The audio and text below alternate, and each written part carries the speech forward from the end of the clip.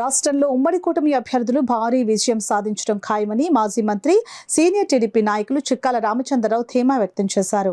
Kakinada rural నియోజకవర్గం కరప మండలం సిరిపురం గ్రామంలో తన సతీమణితో కలిసి చిక్కాల రామచంద్రరావు ఓటును వినియోగించుకున్నారు. బీజేపీ కూటమి రావాలని కోరుకున్న ప్రధాని నాడు కనపడుతుంది స్పష్టంగానే. ఈనాడు నేను మా గ్రామంలో ఓటు వేయడానికి వెళ్తే వస్తా అన్ని గ్రామాలు కరప మండలం అన్నీ కూడా టచ్ చేశాను.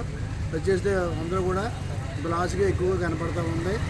ఇక్కడ ఈ కరపమండ రూరల్ ఏరియా కాబట్టి మిగతా ఏరియాలో అయితే తెలుగుదేశం పార్టీకి పట్ల విధేయత ప్రజలంతా ఉన్నారు, వన్ సైడ్ ఉన్నారు.